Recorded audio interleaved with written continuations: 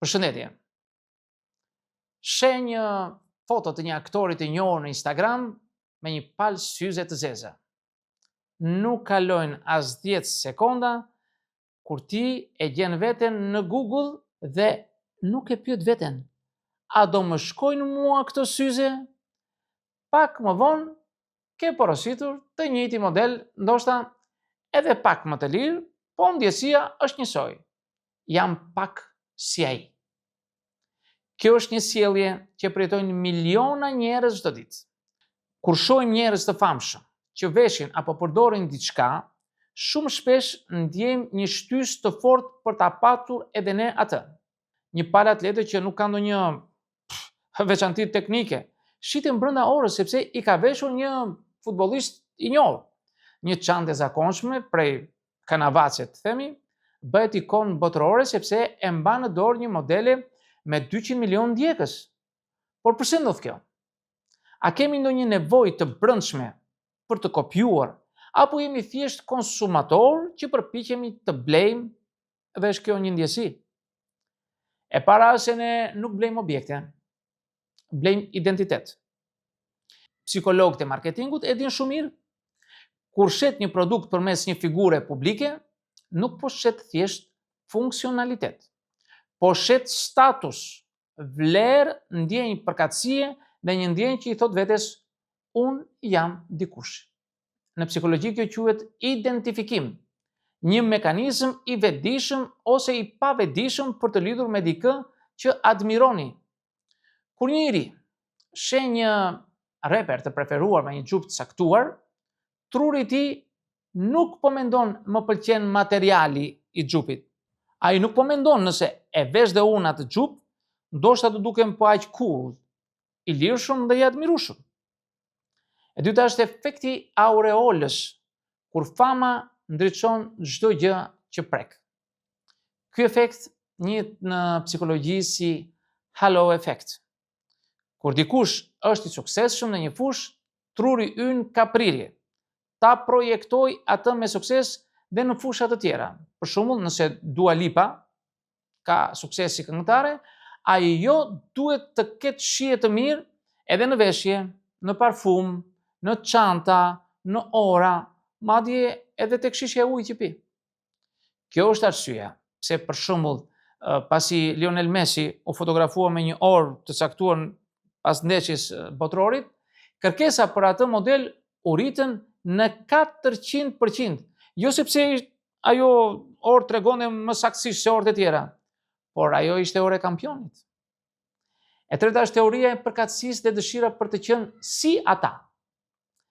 Psikologu i njohur Adam Maslow, në piramidën e tij të nevojave, vuri përkatësinë në bazën e nevojave sociale.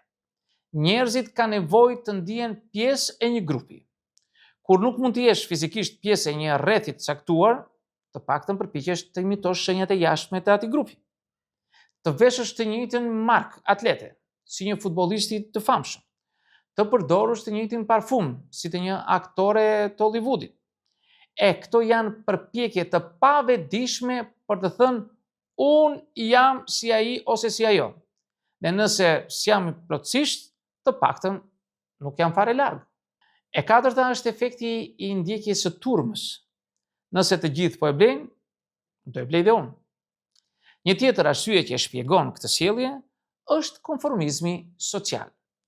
Kur sheh që diçka është virale, që njerëzit në TikTok po e blejnë me mira, që stoqet po mbarojnë, aktivizohet instinkti i mbijetesës.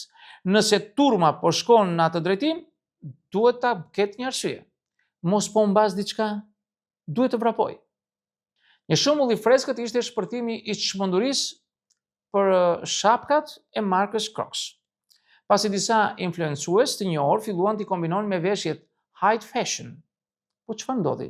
Një produkt që për shumë vite ishte sinonim i mungesës së stilit, u bë papritur trendi i verës. 5 aspirata për status. Tregojmë kush jemi përmes asaj që blejmë. Në psikologji kjo lidhet me teorinë e kapitalit simbolik. Njerëzit përpiqen të tregojnë statusin e tyre përmes simboleve të jashtme. Një orë Rolex, një palë atlete Jordan, një çantë Louis Vuitton.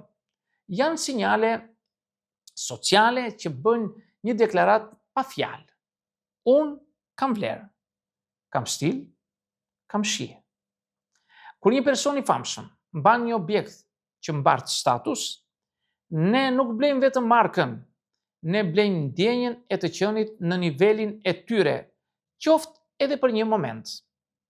6. Influenca e rrjeteve sociale. Jemi gjithmonë nën vëzhgim edhe kur jemi vetëm. Në një epokë kur çdo njeri ka një llogari në Instagram dhe çdo gjë që blejmë mund të shndrohet në një postim, ndjenja e ekspozimit është gjithmonë e pranishme. Rrjetet sociale na kanë futur në një realitet të përhershëm performimi. Kur blejmë diçka të përdorur nga një njeri i famshëm, ne nuk e blejmë për privatësi, por për një foto që do të thotë shikni si jam unë, njësoj si ata ose si ato. Madje ka raste ku njerëzit blejnë produkte që as nuk u duhen fare, vetëm sepse janë insta-friendly. Pse? Sepse janë krijuar për të parë, jo për të përdorur. E shtata është ndikimi i fëmijërisë dhe figurave që i kanë patur idhuj. Shpesh dëshira për të identifikuar me një të famshëm nuk është thjesht influencë marketingu, ajo mund të ketë rrënjë shumë të thella nga fëmijëria jonë. Fëmijët zakonisht zhvillojnë idhuj që në moshë të vogël, superherojnë, këngëtar, aktor dhe përpiqen të imitojnë ata në çdo gjë të tyre, nga prerja flokëve e deri madje edhe te fjalitë që thonë. Ky model vazhdon edhe në moshë madhore, por idhujt zëvendësohen me figura të ndjekura nga rrjetet sociale. Një vajzë që ndiqte Barbie kur ishte e vogël, sot ndjek një influencuese që bën unboxing në të njëjtat ngjyra, në të njëjtat stile, në të njëjtat qasje jetese, kur çdo gjë duket perfekte. Blen për të qenë si ajo, por në fakt po ndjek një shije që është rrënjosur shumë herët. E teta është imitimi si instinkt evolutiv. Nga pikpamja evolucionare, njerëzit janë krijesa që mësojnë përmes imitimit. Ne imitojmë mënyrën se si ecin prindrit tanë, si flasin, si reagojnë emocionalisht. Në mënyrë të ngjashme, në një grup social, ne kemi tendencën të imitojmë figura që perceptojnë si të forta, të dëshirueshme apo dhe dominuese. Pra, kur sheh njëri të famshëm, që e sheh e gjithë bota, një pjesë e trurit tënd thotë: nëse dua të jemi i suksesshëm në këtë grup, duhet të sillem si ata. Dhe çfarë është më e lehtë për të imituar? Stili, objektivi, veshja. 9 shembuj konkret nga kultura popullore. Edhe rastet janë pafundme. Atletet Air Jordan u bën kult kur Michael Jordan nënshkroi me Nike në vitet 1980. Nuk ishin vetëm atletet, ishte simbol i suksesit, guximit edhe fluturimit. Syzet e rumbullakta të John Lennon, një syze shumë e zakonshme, u kthye në simbol paqeje dhe rebelimi. Pantallonat me 3 vjet të Adidasit, si në Kosovë dhe në Shqipëri, në një moment nuk kishin vetëm markë, por uniformë e adoleshencës. E 10 blerja kthehet në krizë identiteti. Ndërkohë që ka dhe një anë tjetër të medaljes, kur i kushtojmë shumë vëmendje asaj që përdorin të tjerët, ne rrezikojmë të humbasim kontaktin me shijet dhe nevojat tona reale. Kjo quhet krizë e identitetit konsumator, blerje që nuk janë për vete, por për të pasqyruar një version të jashtëm që nuk përkon me atë çfarë jemi në të vërtetë. Kjo krijon frustrim, njerëzit blejnë, postojnë, reklamojnë veten si të ngjashëm me yjet, por thellë brenda vetes ndihen bosh sepse realiteti i tyre nuk ka ndryshuar. Syzet ishin si të Tom Cruise-it, por jeta mbetet po ajo. 11. Ku do shkojë kjo sjellje në të ardhmen? Në një botë ku realiteti virtual dhe avatarët po zënë vend gjithnjë më shumë, madje imagjinojmë se kjo sjellje do të thellohet.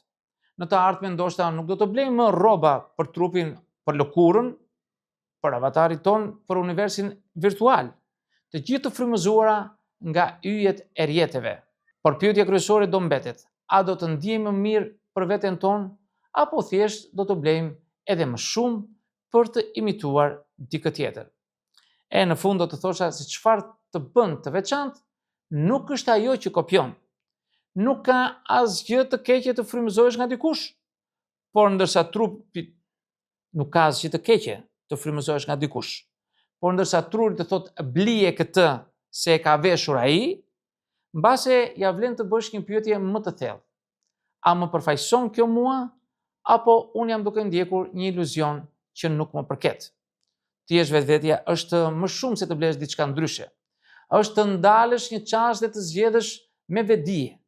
Dhe nuk është tundim për të kopjuar diçka të madhe.